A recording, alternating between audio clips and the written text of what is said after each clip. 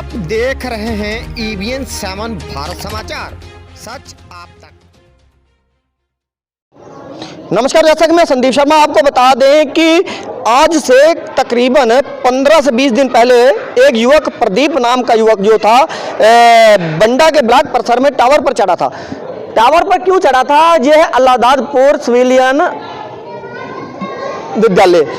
Tower पर इसलिए चढ़ा था क्योंकि गांव में विकास कार्य नहीं हो रहे थे और गांव में बताया गया था कि जो अल्लाहदादपुर है उसके स्कूल में पानी है।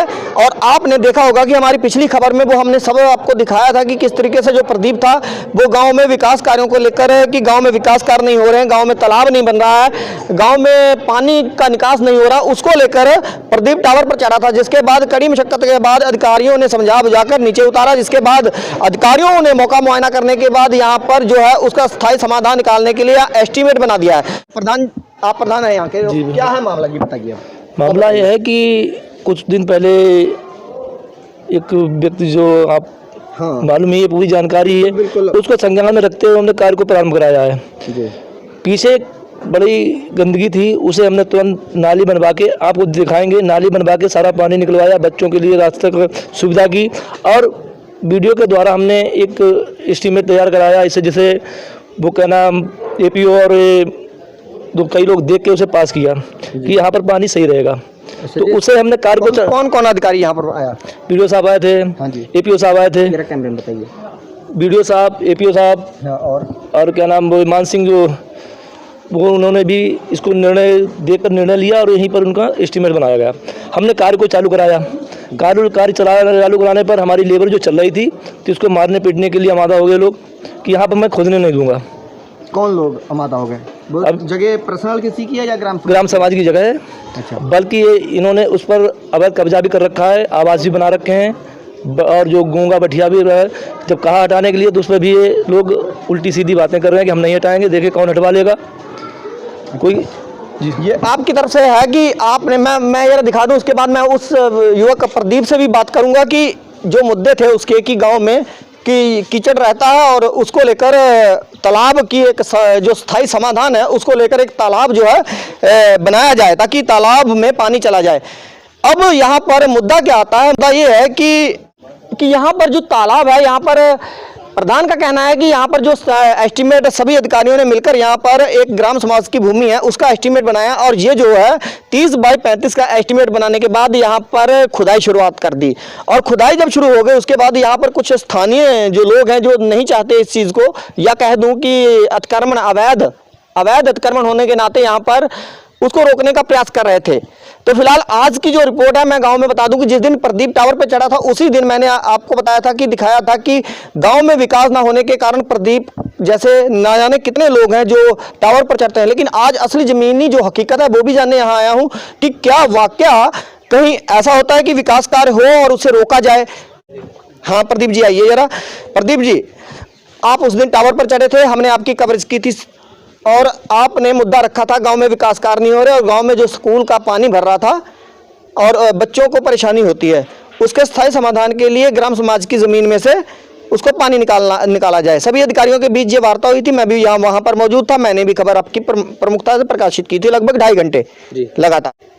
लोग का मतलब आप लोगों के ऊपर आरोप है यहाँ पर अवैध जो कब्जा है वो हटाया नहीं जा रहा। जब सरकार द्वारा एक आदेश पारित हो गया है कि यहाँ पर उनका एस्टीमेट तैयार हो गया है, उसकी MB बन चुकी है, उसके बाद ये रोका क्यों जा रहा है? इसको लेकर मैं आपसे थोड़ा सवाल जवाब करूँगा कि भाई आप गांव का पूरा मुद्दा लेकर चले थे, आप यहाँ के जागरूक होने के नाते आपने मुद्दा उठाया था। जी भाई, और तो किसी ने उठाया नहीं। जी, मैं और किसी से पूछूं सवाल आप ही से पूछूंगा क्योंकि आप ही ने मुद्दा उठाया। जी, अब जब मुद्दा उठाया है तो अब क्यों ये लोग रोक रहे हैं, बता सकते हैं आप?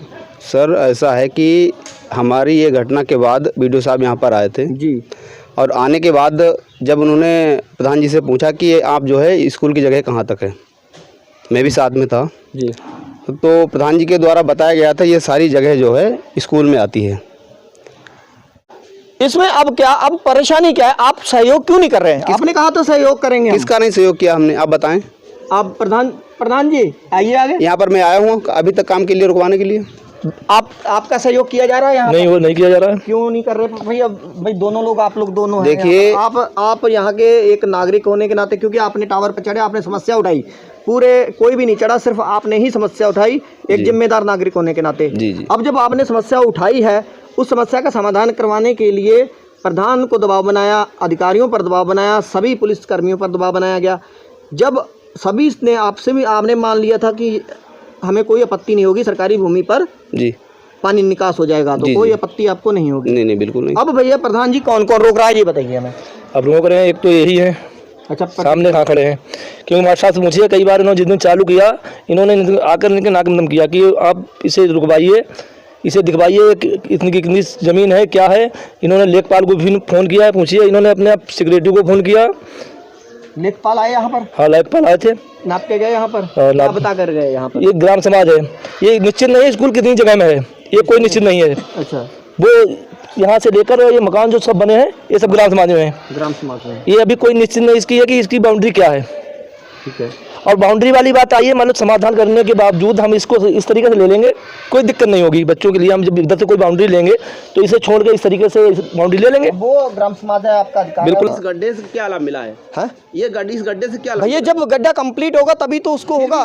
फिर देखिए बात सुनो, इतने दिन में बरसात होती रही, 8 दिन में बरसात। आप कह रहे हो कि आप पानी की बात है, 8 दिन से बरसात हो रही, उसके बाद जब काम चालू होगा, कि दलदल में तो काम नहीं चालू होगा।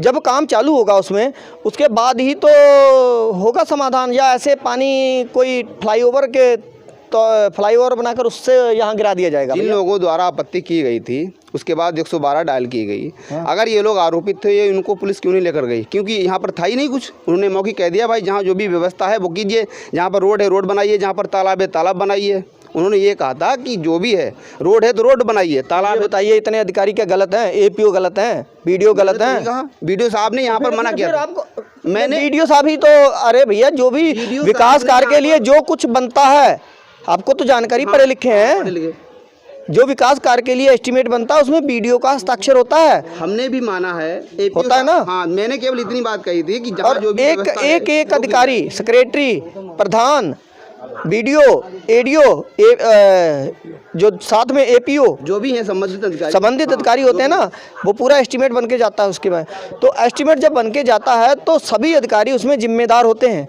उस चीज़ को।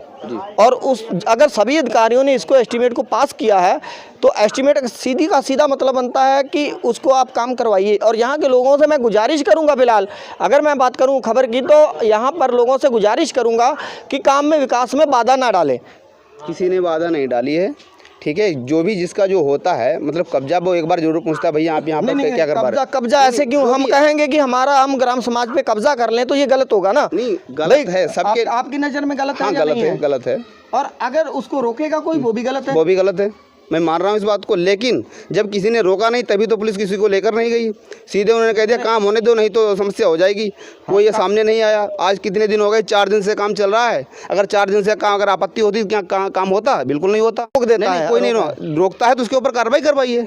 जो भी रोकता है उसको हमने बता दिया है, हमने वो बता दिया है कि अगर कोई रोकेगा इसमें तो उस पर कार्रवाई, देखिए सरकार करेगी कार्रवाई, जाहिर सी बात है। क्योंकि मैं कार्रवाई करने वाला कोई नहीं होता, मैं तो सिर्फ खबर दिखाऊंगा।